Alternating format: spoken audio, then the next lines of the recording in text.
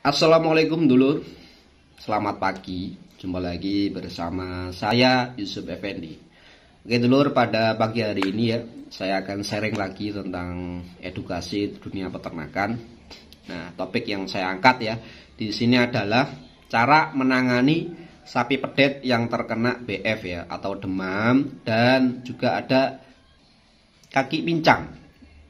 Nah, bagaimana cara mengatasinya? Simak terus video ini. Kita akan masuk segera ke materinya. Pada video ini, kasus yang saya angkat adalah sapi pedet yang mengalami pincang dan mengalami kasus BF atau penyakit demam.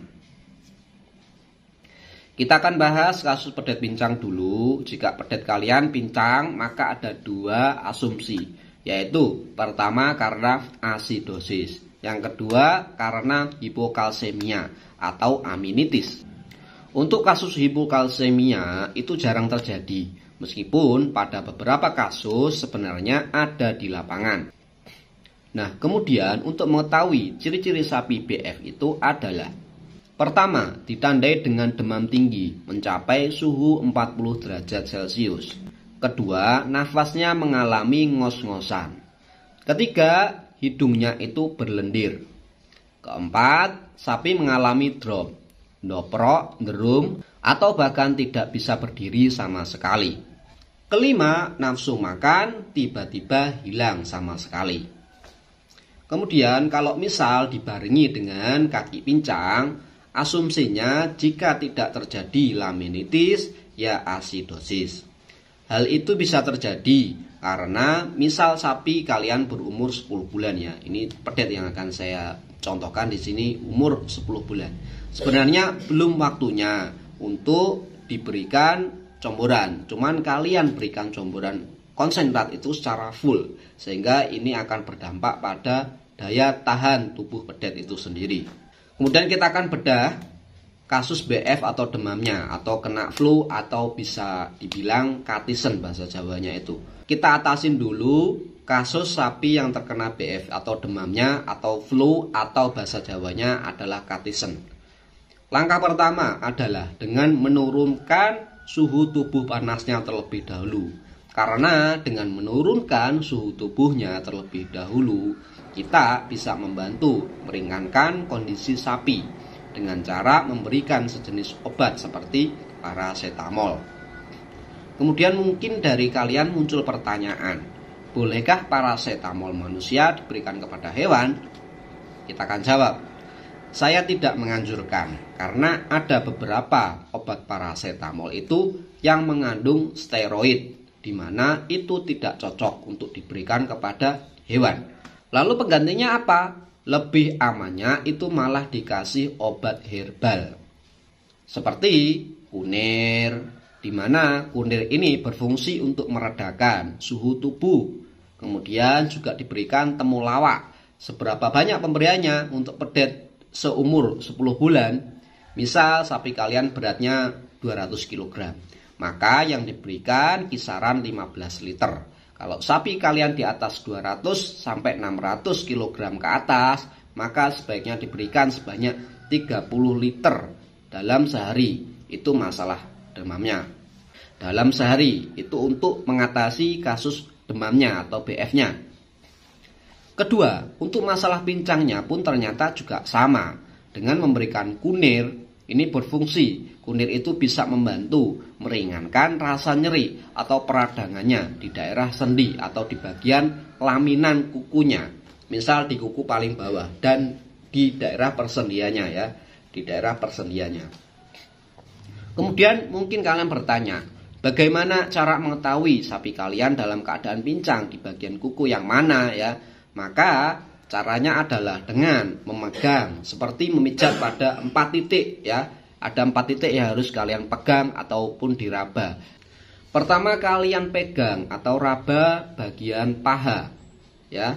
Kemudian kalian turun lagi ke bagian cekungan lutut ya. Jadi di lututnya sapi itu kan ada. Nah, itu kalian coba raba, pastikan pegang dulu ya, dipegang dulu dan diraba ya, atau semacam kayak dipijat gitu.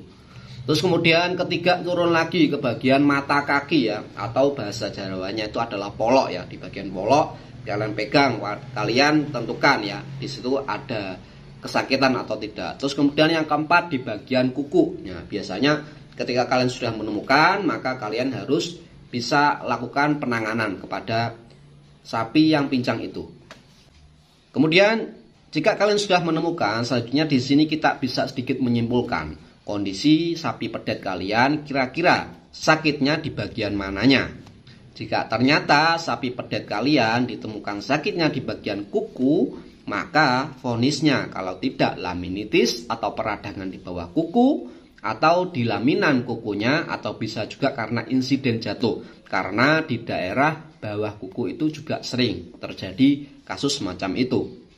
Kemudian vonis kedua adalah kemungkinan asidosis atau tingkat asamnya yang terlalu tinggi di dalam tubuh, ditandai dengan nafsu makan yang turun, nafas ngos-ngosan, sapi lemas, tidak mau makan, sapi makin kurus dan kakinya pincang berulang kali, dan biasanya kotorannya itu cenderung berwarna kuning. Biasanya itu ciri-ciri sapi terkena asidosis. Makanya kebanyakan petugas itu tidak bisa mendiagnosa 100% sapi ini sakit ya. Kemudian untuk perawatan selanjutnya, selain diberikan kunir dan temulawak, bisa juga ditambahkan penghangat seperti perem ya, atau ramuan beras dan kencur, serta bahan yang lain berfungsi untuk menggosok badan.